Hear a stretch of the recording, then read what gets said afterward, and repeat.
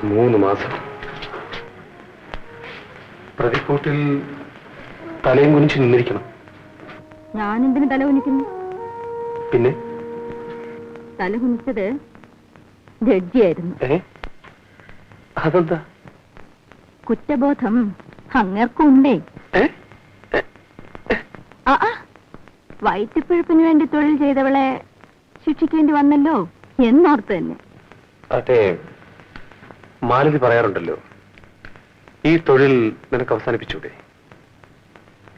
എന്നിട്ട് ജീവിതമാർഗം? ഞാനുണ്ട്. മനുഷ്യരുടെ കൈയും കാലും വെട്ടി ജീവിക്കാമെന്നോ?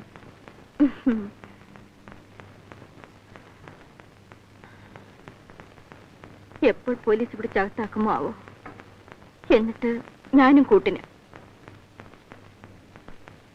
മാലതി, കുറെ ബുദ്ധിമുട്ടുകൾ സഹിക്കേണ്ടി വന്നാലും നമുക്കും മറ്റുള്ളവരൊക്കെ മാനമായി ജീവിക്കാൻ ശ്രമിച്ചുകൂടെ? മാലതി,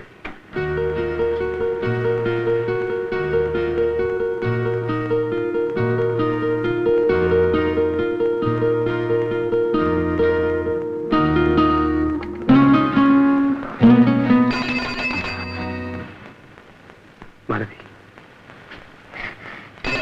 ശരി പൊയ്ക്കോ. എന്താ മാലതി? ദയവ് ചെയ്തൊന്ന് പോകൂ.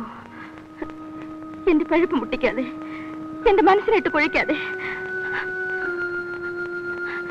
പോകാനാ പറഞ്ഞത്.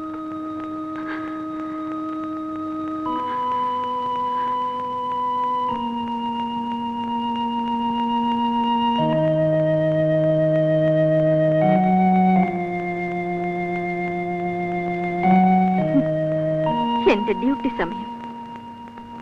ഇപ്പോൾ വന്ന് എന്തൊക്കെയോ തത്വങ്ങൾ സംസാരിക്കുന്നു. मालू, अरे मालू, तुम कहाँ है? उधर है. बैठ जा. बारू बारू तो बारू. നിങ്ങൾ ഹോസ്പിറ്റലിലെ നഴ്സ് മാതിരിയാണ്. क्योंकि मेरा जैसा आते हो के सेवा करता है. എന്താണ് സേട്ട്, പണ്ടൊക്കെ മാസത്തിൽ ഒരിക്കലായിരുന്നു. ഇപ്പൊ കൂടെ കൂടി ഇങ്ങോട്ട് വരുന്നുണ്ടല്ലോ. വീട്ടിൽ വഴക്കാണ്. മാത്രമല്ല നമ്മളുടെ മനസ്സ്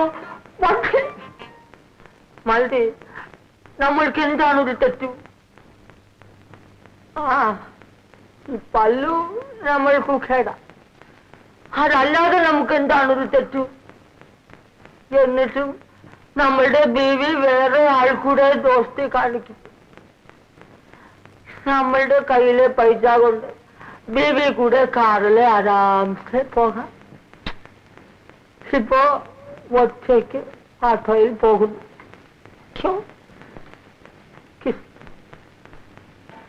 നമ്മളുടെ മനസ്സു പൊട്ടിപ്പോയി. പേരും ആട്ടോ അമൃതലാലും ആയി.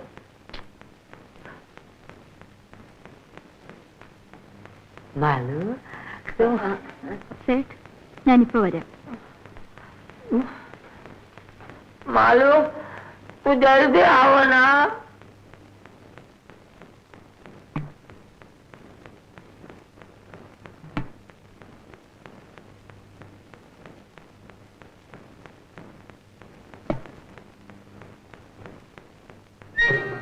ഹലോ, നമ്മളുടെ കയ്യിലെ കാശിന് നിൻ പോലെ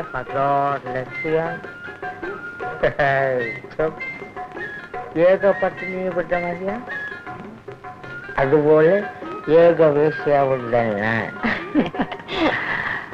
മാലു, മാലു, നീ നമ്മളുടെ ഭാര്യയേക്കാൾ നല്ലതാണ്. ക്യോങ്കി നമ്മളുടെ മാർമേലെ കിടന്നു നീ നമ്മളെ ഓർക്കും. ലേക്കിൻ നമ്മളുടെ ഭാര്യ നമ്മളുടെ മാർമേലെ കിടന്നു വേറെ ആളെ ഓർക്കും.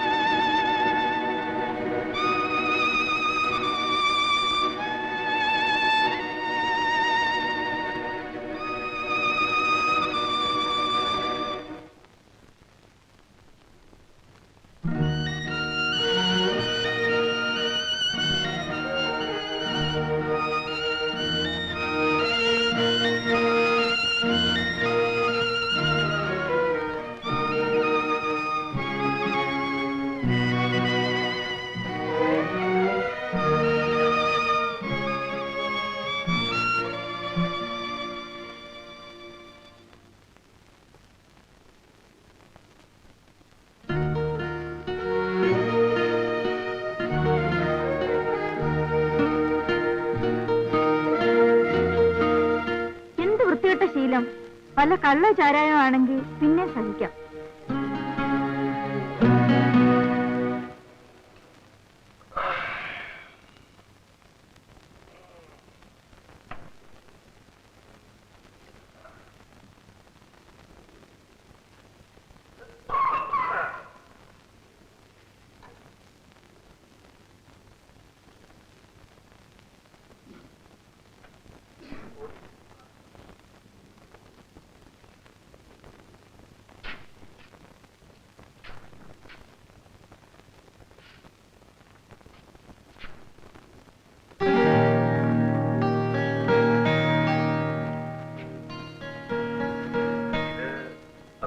മാത്രം വന്നതാണോ? അതെ.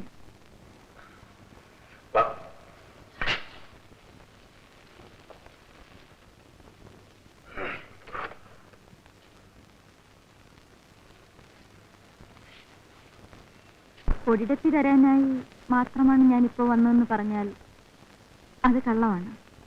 പിന്നെ വന്നത് പൊടിപ്രശ്നത്തിനല്ല, ജീവിത പ്രശ്നത്തിനാണ്. ഇന്നലെ നിങ്ങൾ പറഞ്ഞ കാര്യങ്ങളെല്ലാം ഞാൻ കാര്യമായി ആലോചിച്ചു നോക്കി. നമ്മുടെ രണ്ടുപേരുടെയും ജീവിതം കറപുരണ്ടതാണ്. എന്തുകൊണ്ട് നമുക്കൊരു പുതിയ ജീവിതം തുടങ്ങിക്കൂടാ എന്ന് തോന്നി. എനിക്ക് നിങ്ങളും നിങ്ങൾക്ക് ഞാനും കൂട്ടായിട്ട്.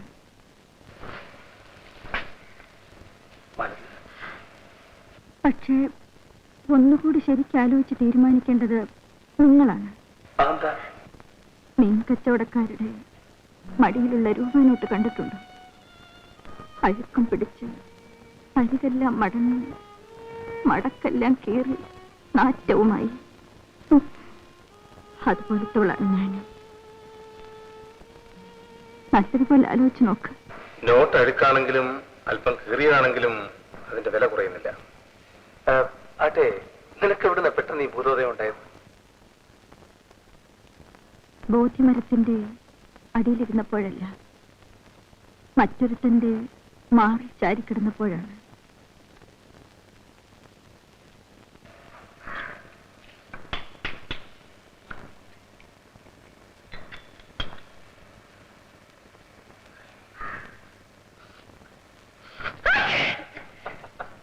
പൊടി വലിച്ചത് ഞാനല്ലേ? അല്ലേലും ആണുങ്ങൾ ചെയ്യുന്ന തെറ്റിന് ശിക്ഷ അനുഭവിക്കേണ്ട ഞങ്ങൾ സ്ത്രീകളല്ലേ?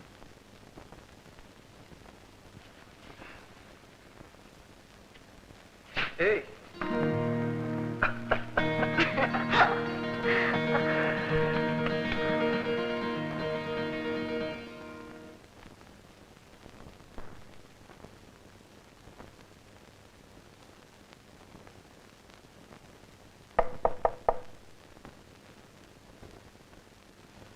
മാലതി, പുതിയ ജീവിതം തുടങ്ങിയതിന്റെ എന്തെങ്കിലും ലക്ഷണമൊക്കെ ഉണ്ടോ? എവിടെ? ഇവിടെ. അയ്യോ, 1/2 കിലോ കുറഞ്ഞല്ലോ. ആ, അത് മാത്രമല്ല, പൊടി സായത്തിന്റെ ലക്ഷണം കൂടിയുണ്ട്.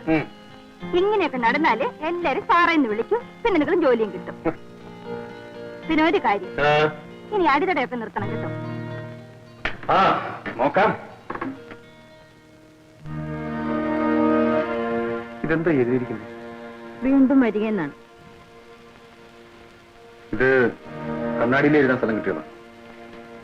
ഇവിടെ വരുന്നവരെല്ലാം പോകുമ്പം ഈ കണ്ണാടി നോക്കി തല ചെയ്യും. അപ്പൊ ഇത് വാങ്ങിക്കുമല്ലോ, അതിനു വേണ്ടിയാ. ആ, ആദ്യം അത് തൂത്തുകള.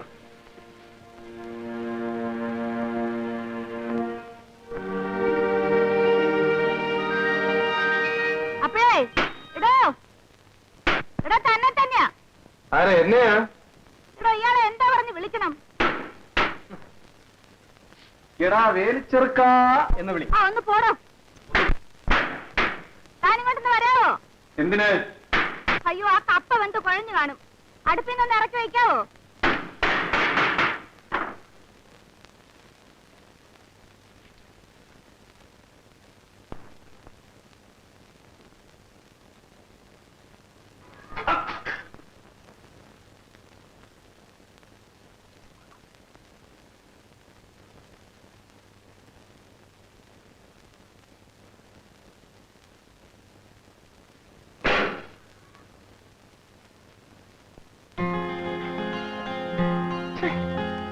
എന്തൊരു കുളിയാ ഇത്? എന്ത് കുളിയാ? ഇങ്ങനെ വാ തുറന്നിട്ടാ കുളിക്കുന്നേ? ഇവിടെ താൻ മാത്രമല്ലേ ഉള്ളൂ. എന്റെ പൊന്ന് തമ്പുരാട്ടി, ആദ്യമായിട്ട് ഈ നാണമെന്ന് വെച്ചാൽ എന്താണെന്ന് മനസ്സിലാക്കാൻ ശ്രമിക്കണം. എന്നിട്ട് ഇതുവരെ ശീലിച്ചൊക്കെ ഒന്ന് മറക്കാൻ പഠിക്കണം. പിന്നെന്തൊക്കെ പഠിക്കണം? ഈ ശരീരം മറ്റാരെയും കണക്കായിരിക്കാൻ പഠിക്കണം. എന്നാലേ സാറ് തന്നെ വാതിലടച്ചോണ്ട് ഒന്ന് പുറത്തേക്ക് ചെല്ലാമോ? പിന്നെ സാർ എന്തിനാ തിരിഞ്ഞു നോക്കുന്നത്?